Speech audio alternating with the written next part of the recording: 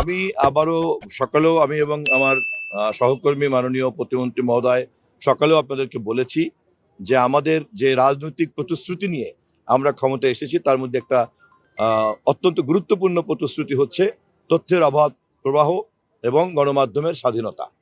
আমরা এটা তো কথার কথা অনেকদিন থেকে সবাই আমরা বলছি, কিন্তু মেকানিজমটা কনফার্ম করার জন্য আমরা কাজ করছি। কিন্তু আমরা এটা যেহেতু মেন করি সেটা আমরা নিজেরা ওই মেকানিজমটাকে আরো স্পষ্ট করে একটু বুঝতে চাচ্ছি। ইতিমধ্যেই অন্তর্বর্তীকালীন সরকারের সময় একটা কমিশন গঠন করা হয়েছিল, আপনারা জানেন। সেই কমিশনের প্রস্তাব আমাদের হাতে আছে। তারও আগে কিছু কিছু কাজ হয়েছে। তো কেবলমাত্র আজকে অফিসে বসলাম, তো সৌজন্য আলাপগুলি করলাম আমি এবং প্রতিমন্ত্রী মহোদয় সহ অন্যান্য সকলের সঙ্গে বসে আমরা সমস্ত প্রতিবেদনগুলি নিয়ে যাতে একটা ওয়ার্কেবল প্ল্যানের মধ্যে যাওয়া যায় গণমাধ্যমের স্বাধীনতা, সেটার জন্য আমরা কাজ করছি। আমি একটু সময় নিয়ে কথা বলতে চাচ্ছি যাতে উই ক্যান মিন বিজনেস।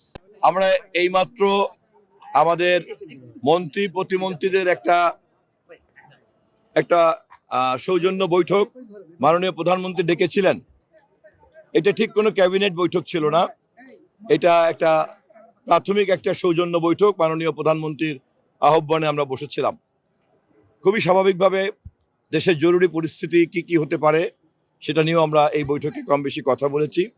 আলাপ আলোচনার সাপেক্ষে মাননীয় প্রধানমন্ত্রী আমাদের সকলকেই পরামর্শ দিয়েছেন সরকারের পক্ষ থেকে আমাদের এই মুহূর্তে অগ্রাধিকার হচ্ছে রমজান উপলক্ষে দ্রব্যমূল্যের মূল্যকে নিয়ন্ত্রণে রাখা, আইন শৃঙ্খলা পরিস্থিতিকে মানুষের সহযোগিতা রাখা এবং বিদ্যুতের সরবরাহটাকে স্বাভাবিক রাখা, বিশেষ করে রমজানের তারাবির নামাজে যাতে কোনো কষ্ট না হয় এই হ্যাঁ এবং ইফতারের সময়।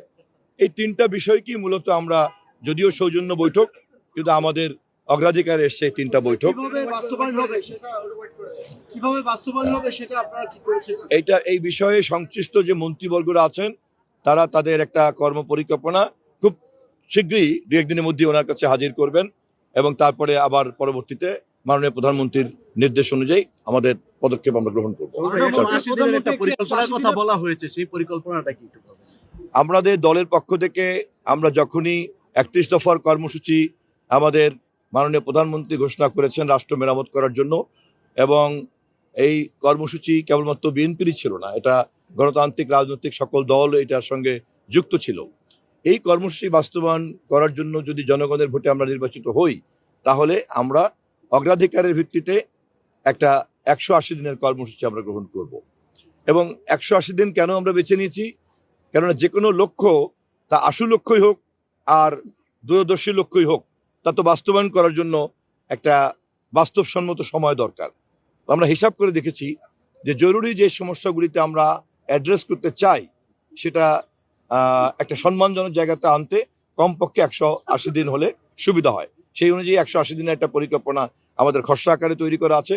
খুব শীঘ্রই আপনাদের মাধ্যমে দেশবাসী জানতে পারবে।